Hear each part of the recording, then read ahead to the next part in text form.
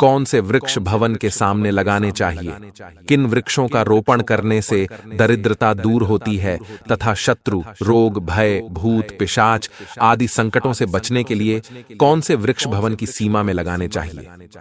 इस संसार में वृक्षों का बहुत ही बड़ा योगदान है। वृक्ष सदा ही पूजनीय है। भवन की सीमा में वृक्षों को लगाना बहुत ही शुभ फल प्रदान करता है। वृक्ष तथा पौधे भवन की सुंदरता को बढ़ाते अवश्य है, साथ ही ये वातावरण को शुद्ध रखते हैं। वृक्षों से सकारात्मक ऊर्जा का संचार होता है, जो मनुष्य के जीवन के लिए अत्यंत आवश्यक होती है। वृक्ष नकारात्मकता को कम करके वातावरण को अधिक सकारात्मक बनाने का कार्य करते हैं। घर के सामने शुभ पेड़ पौधे लगाने से घर में सुख समृद्धि आती है। साथ ही ये पेड़ पौधे कई प्रकार के वास्तु दोषों को नष्ट करते हैं।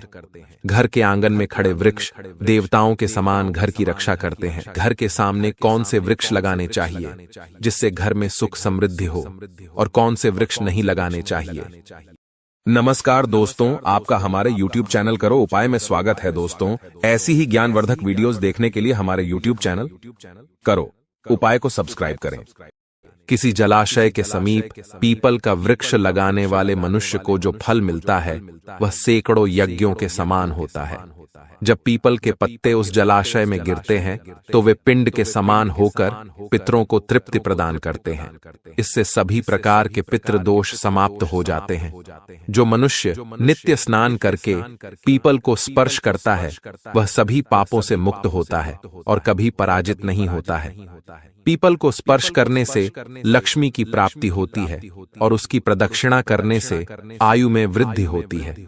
पीपल की जड़ में श्री विष्णु, तने में शिव जी और अग्रभाग में ब्रह्मा जी स्थित रहते हैं। अमावस्या के दिन पीपल को प्रणाम करने से जो फल मिलता है वह 1000 गाय के दान के बराबर होता है। इस संसार में पीपल के समान कोई वृक्ष नहीं है। साक्षात श्री हरि इस वृक्ष के रूप में पृथ्वी पर विराजमान है। पीपल के वृक्ष को चोट पहुंचाना अथवा उसकी टहनी तोड़ना महापाप माना गया है। ऐसा मनुष्य एक कल्प तक नरक में रहता है, और जो पीपल को जड़ से काटता है उसका कभी नरक से उद्धार नहीं होता है। आंवले का फल समस्त लोकों में प्रसिद्ध और परम पवित्र है। आंवले को लगाने से स्त्री और पुरुष जन्म मृत्यु के बंधन से मुक्त हो जाते हैं। आंवला खाने से आयु बढ़ती है, उसका जल पीने से रोगों का नाश होता है, और आंवले को जल में मिलाकर स्नान करने से दरिद्रता दूर हो जाती है और सभी प्रकार के ऐश्वर्य प्राप्त होते हैं।